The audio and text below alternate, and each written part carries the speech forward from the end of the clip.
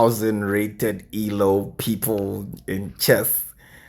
I'm probably gonna sound like well, like I don't know, ignorant to some people who are like really knowledgeable in chess. I'm not bad. I've been playing since I was a kid, but like I'm now learning the names of the openings and the Italian and the Sicilian and your. I'm not dumb. Trust me. The game is you tell from the game, but like this game was fire, okay? Because this guy was just wicked. And I don't know. So I move my d4 pawn first. No, okay, he's white. What am I on about? So he plays e4. Yes, I was looking at the board. Shut up. And I respond with e5, of course, right? Because I'm trying to block his pawn from like coming, like getting more of the center of the board or whatever the fuck. So he attacks my knight, and I defend it. He continued development, like that. I hate it when people play this move where like they bring I don't really hate it, but it's so cheeky because they're just planning on attacking the f7 pawn, right? When they move knights, if they are to move knights to g5. Okay, so I move my bishop attacking his knight. For what reason? Really, I don't know. I'm just trying to create a threat here somehow. There's no threat because it says bishop is well defended. But the way he was playing, I felt like it was going to be an open game anyway. So I would love to trade bishops. Like, I would love to trade his knights. No, what am I talking about? It was going to be a close game. I thought it was going to be a close game, so I wanted to kill his knights. But anyway, let's go. So he goes here. I take his knight. He opens up the middle of the board, and I take his free pawn. And he plays this like magnificent move next one, which is the next one. Because after I move my pawn here, he plays queen to d5. Okay, right now I'm thinking, damn it. Okay, I lost the knight, right? And I mean, while I was brainstorming, because it took me a bit to like figure out what to do after this, right? I'm thinking he forked me, if you know what I mean. I'm here thinking about this, and I look at this. I'm like, no, not really. And a tactic just pops to mind, and I do this. I attack his queen. He takes the knight, and I'm like, he thought it was sweet. Fork. You see, I mean, like, fork, right? Anyway, so I fork his queen and his bishop. I'm feeling myself at this point because I'm like, yeah, that was smart as fuck. You might as well call me Magnus Carlsen, okay? Like, I'm magnanimous. Okay, I'm gonna stop now. Okay, so I fork his queen and his bishop, and he takes this, and I'm like, Ningen. Okay, then I take his bishop, and we keep on playing. He moves his queen here to f5. I don't know why I did this. This was I don't know if it was a blunder or anything. It was just I don't think I thought about this move too well because of what is about to happen. Give him a free pawn. I'm like, damn it, right? And I castle because I'm realizing that this is getting way too dangerous. I didn't bargain for all this shiza, okay? And yeah, he moves this immediately attacking my bishop because he wants to pin my bishop to my queen. I'm like, you know what? I came up with a tactic. I thought because I'm recording right after the game, I thought I played my c7 pawn to c6, but no, like I did this because if he were to take on, say, I don't know if I can just tap it. No, okay, I'm not on premium. My premium expired after paid. Maybe the next one. Anyway, so if he were to take with the rook, my bishop, I'll just use my knight to take the bishop, and now there's a discovered attack on his queen, okay? And I don't know, it just made sense to me to do that instead, not to not to protect the queen just normally, like by putting the c4. You know what? Let's just keep going before I keep yapping.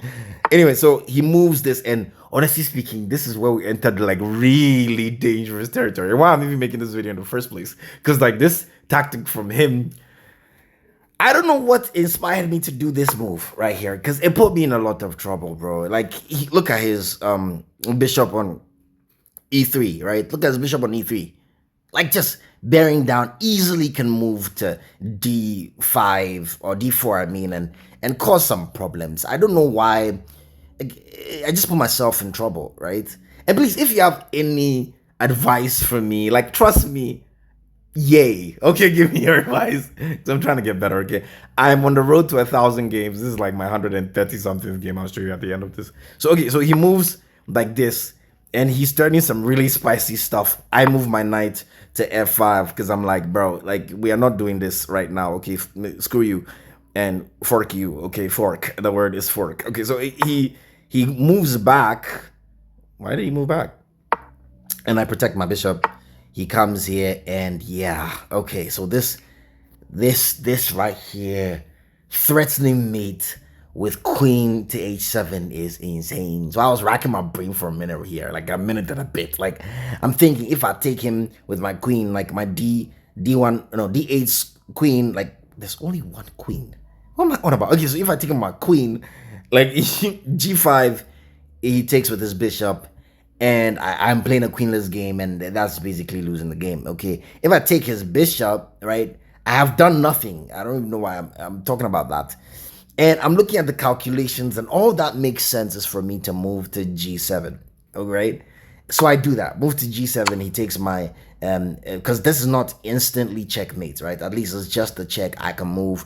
So and thank God for my bishop on d5, and you see why. So I move to king to f6. He checks me with his bishop. This guy's walking me up the board. Okay, at this point in time, I think I'm gonna. I'm thinking, look, you know what? Yeah, checkmate season. Like, yeah. Just bring it on. But my bishop on d5 is so strong. So he checks me with his pawn. I get it. You know, he checks me again with this pawn. I'm like, pawn. I'm like, okay, ignore what I said prior. So I'm like, okay, cool, bro. Do you? Okay, I get it. He checks me. At this point, I thought it was checkmate. Like in my head, when I was calculating, for some reason, I thought an f4 will be defended by the rook on f1. So I was thinking, well, if he does this move, it's checkmate. So I just moved.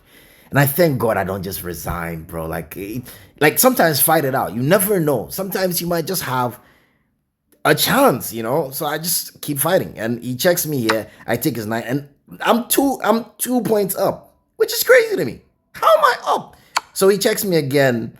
I move my king. I think he blundered somehow. Because he should have won this game.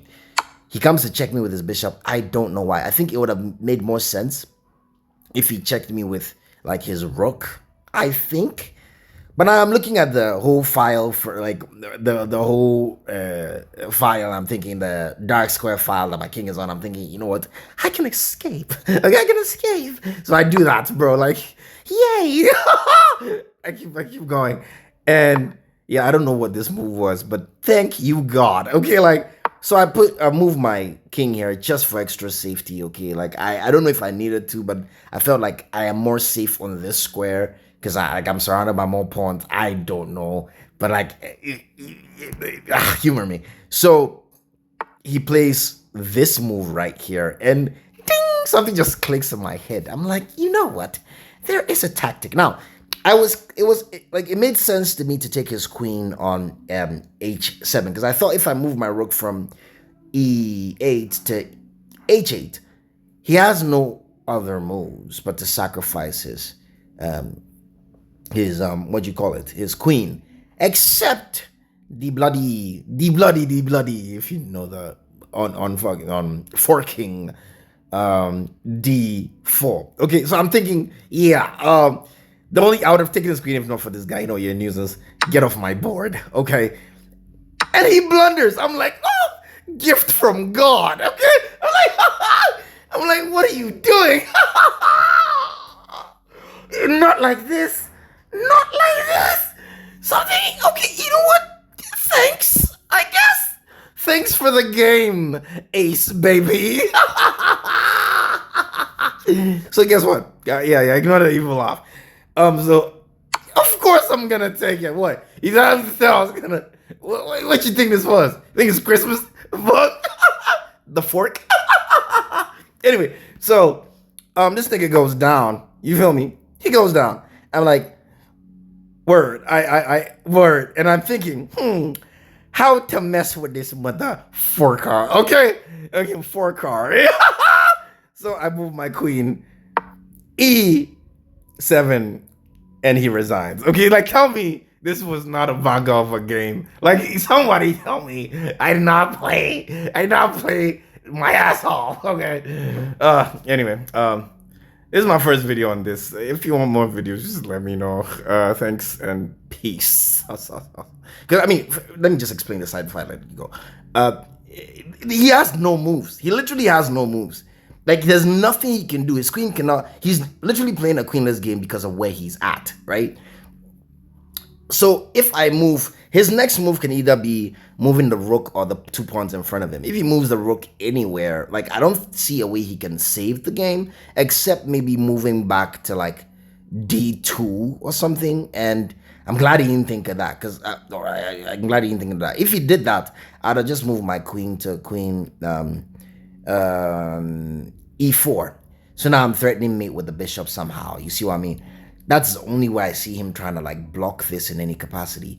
Or he could, like, if he moved in front of my queen, he's dead.